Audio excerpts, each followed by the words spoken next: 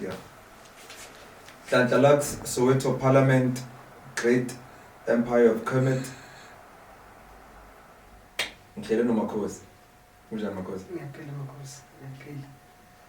Now, today we're going to prove that Soweto has superwoman, has warrior woman.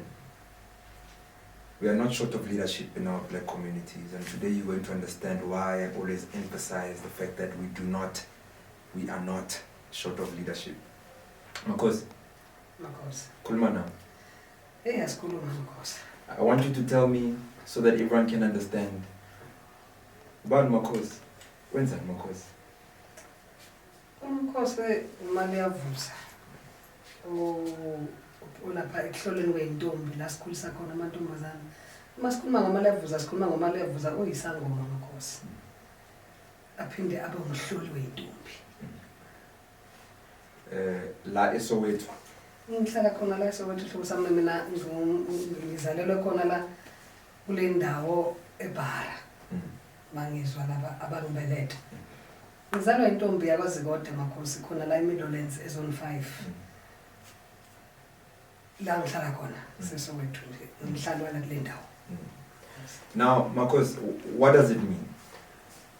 You lead Amachich, meaning virgins. For those who don't know Ikaya or the listeners who don't know what Amachich is, you lead virgins. Just tell me more about that process. Where do you get these virgins? Where do they come from? What does it mean? What do they learn when they're with you? What is this thing about virgins? Ukuhlolwa kwentombi Makhosi into ebaluleke kakhulu esifisa ukuthi isizwe sinake ngempela. Uma sikhuluma ngokuhlolwa kwentombi sikhuluma ngentombi ukukhulisa komntwana wentombazane owesifazane nje. Kusuka emncaneni ngoba la kuhlolweni kwentombi noma kuthiwa sibahlole sebekhulile kodwa asikuvumi lokho ngoba thina kahle kahle umntwana usimhlola esazalwa esasesiswini sikanina ukuthi uyini lengane le umfana noma intombazane esebelethiwe ke Makhosi ngila siqala khona ukukhulisa umntwana entombazane ukuthi akhule kahle akhule ezazi ehlonipha ngoba masikhuluma ngokuhlolwa phela sikhuluma ngokuhlolwa sikhuluma ngesitho esibaluleke kakhulu ekuyinzala abantu esifisa ukuthi akakhule right umntwana ekhule ehlonipha ngoba isibadedela sebekhule kakhulu ngoba sifuna umuntu akhule emqondweni ngoba into elahlekisa kakhulu ukulala isikhathi singakafiki ingane isencane iyo ocansini Makhosi yikho lokho kuvikwa kakhulu nje kuhlolweni kwentombi ukuthi asiphikisani nokucansi likhona liyenziwa vele sibonile sex education ifundiswe inganeni kwa grade 4 zisencane kodwa thina ekuhlolweni kwentombi asiphikisani futhi nakho lokho sithi akakhule emqondweni bese adlale indoka Makhosi. Angitshela Makhosi, how much assistance or help do you get from government from playing such an important role in our society of taking girls when they are young and grooming them into being proper groomed women of our society? What role does government play in that process? Hayi angazi ukuthi ngathini ngabe mhlambe ngikhuluma amampunge nje angaze ngezwe nje yilokho kusimangazayo ukuthi kungani ukuhlola kwentombi kubaluleke kangaka kungalekelelwa nje asikaze Makhosi solo sazalwa nje la kuhlolweni kwentombi ngibona nje umhlaba wonke ungaphakamisa izandla ukuthi asikaze sakwenza khona mhlambe silekelelwa khona la sinenkinga khona ukuthi mhlambe kufanele lezi ingane zithole izingane sencane. Now I'm asking this question because this very government I'm talking about gives grants to girls who fall pregnant at an early age. So I'm going to say it loosely.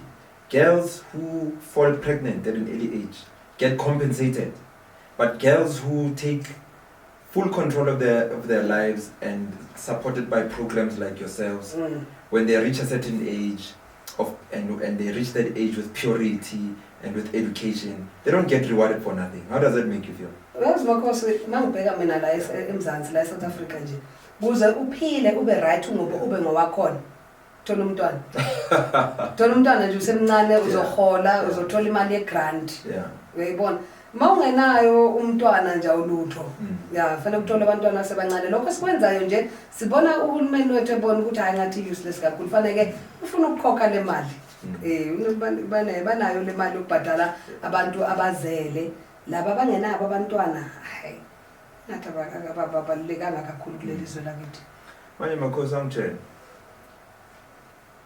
When ingane ifika kuwe at the age, let's say they start their menstruation at 12 and they are part of the program until 21. When they are 21, they get released into the world. Who do they get released to? Because the boys have a problem of not being able to be groomed. We know we live in a society of monsters. Boys are not trained, they're not groomed. We don't go to the mountains anymore to be taught how to be a man. Who are you grooming these girls for? Hey, namanje ngisazibuza makhosi. Ukuthi ngabe le ntombi sizikhulisele obani ngoba okungithusa kakhulu esikubona esizweni manje sithola la ngaphandle makhosi kugcwele idakamizwa, insizwa zigcwele umgwaqo. Ngithi ngabe sikhulisela ababhemini lezi ntombi. Kuyasithusa nje ukuthi ngempela bapho obaba eSouth Africa ngempela sakhulisa intombi bapha abakhulisa insizwa.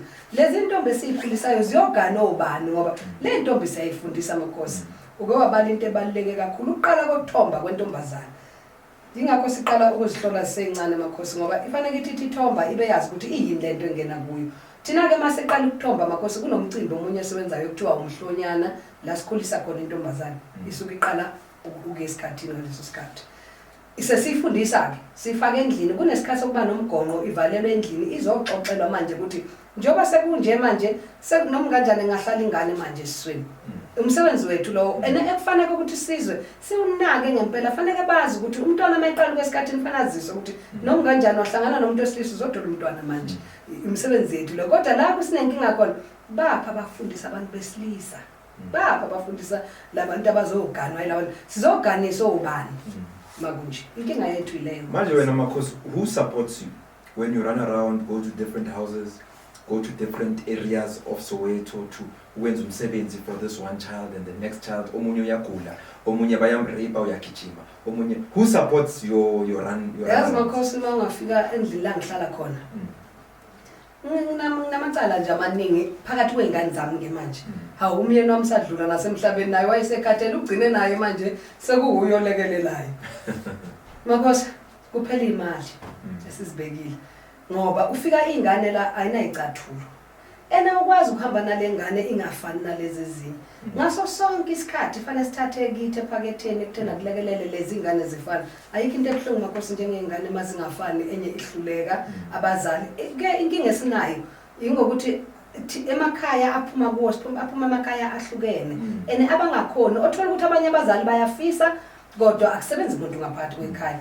kulafeke siphike silimale khona ke manje thina njengabahloli bentombi sefanele noma kanjani uzoyikhipha phela ephaketheni kuwe ukuthi uyenze le msebenzi ukuthi zifanele zingane nezindlela ukuthi kunendlela nje mhlambe ufuna kuyahamba kubhlungu kangakanani makhosi kunoba nabantwana bakhona ukuphumelelayo mhlambe bayodlala kwenye indawo abanye abaphumeleli shaywa ngisho nayi transport base kufanele kususe labantwana imoto iphelile ezethu ziphelile ngoba noma kanjani futhi kuba nama overload siphelelwa ama shops emavenini kufanele kube overload labantu layishela abantu babe baningi ngoba kufanele baphumelele ukuba kuleyo ndawo and ukuphumelela lesikhathi intombi ihlangene ziningi ilokho kumnandi ubajabulisayo nathi ubone ukuthi ukhulekile baze bangafuni ukuhamba makhosi ekhaya.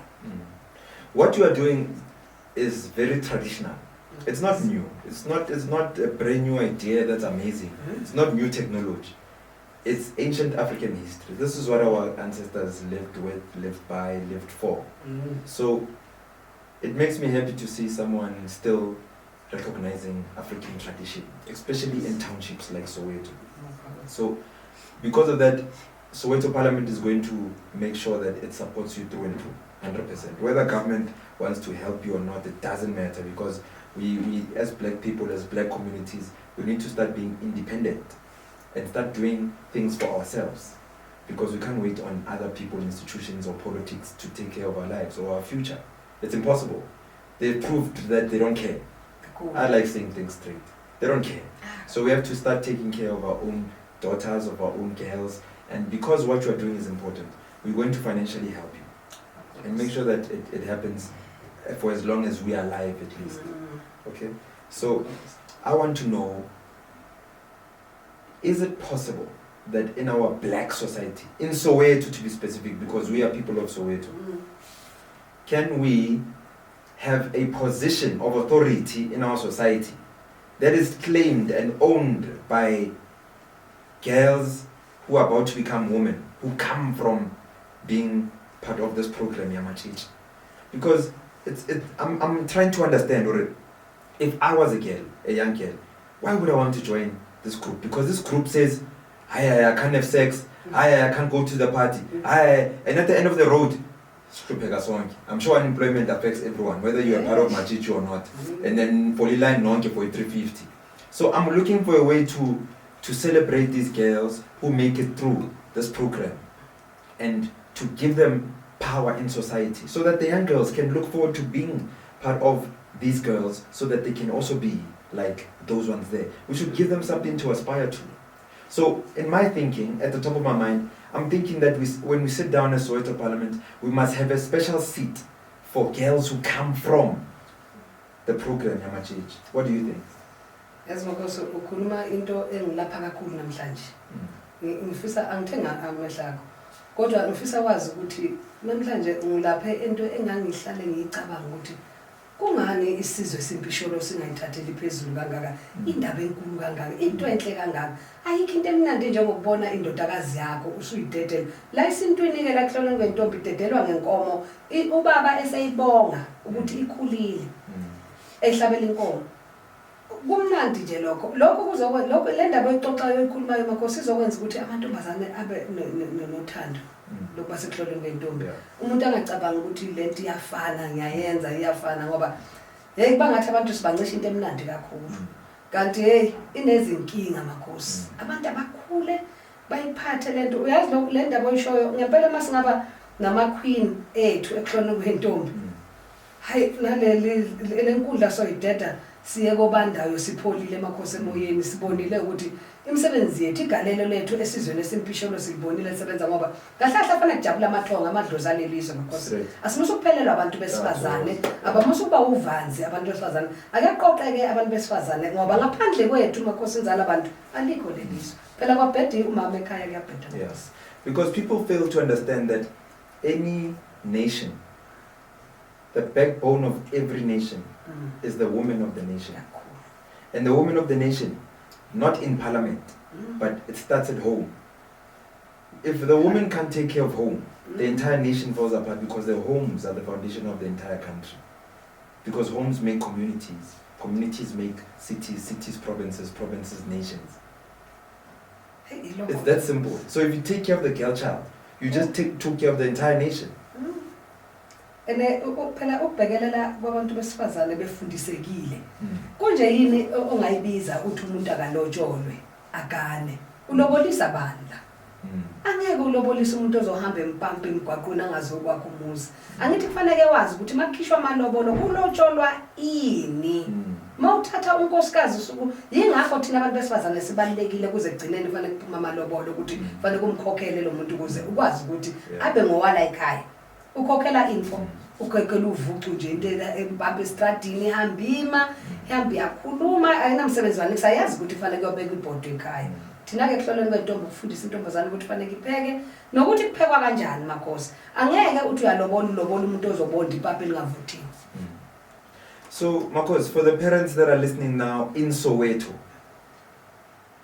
they want to contact you because they want their daughters to be part of this program Yamachichi. They want their daughters to go through the entire process and come out at 21 still virgins, educated about being a woman, and you know, in this day and time it's hard for us to marry virgins. It's close to impossible. I'm sure you've got the last batch of virgins left and the only way to make sure that they don't go extinct is for us to make sure you don't die. We must keep you alive so that the nation can have more virgins and can have more educated women, young girls that turn into women. So how do these parents contact you? How can they come and make sure that they're speaking to the right program? Because I'm sure we also have a problem of fake virgin groups saying that, but I don't want us to give them airtime. So I want you to give the parents your number so that they can contact you properly, because through Soweto Parliament, we're verifying you as the virgin platform for Soweto. Makosi. Sitha sizibongele kakhulu Makosi, sinenhlangano la sizibongele njengobuhle bencuphe. Inhlangano esiholayo Makosi la sibhekele khona amantombazane ubuhle bencuphe, cultural governance ibinjalo PC.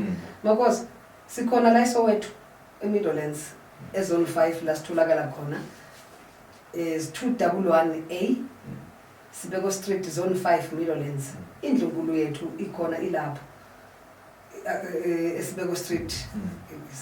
Yeah. Otherwise, for those who are digital and live on social media platforms, you can inbox me, then I'll just give you her number direct and any other contact details that you wish.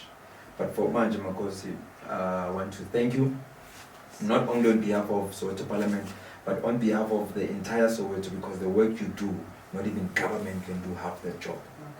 And I also want to thank you on behalf of all the ancestors, because where they are seeing your work, and they're appreciating your work. If they could speak, but you know they can speak because we you know the story. So I'm sure you do understand that you are making them happy and they're smiling, and there's a future for Soweto. And I think if we come together in Soweto and unite, there's no way that Lempilo is slower.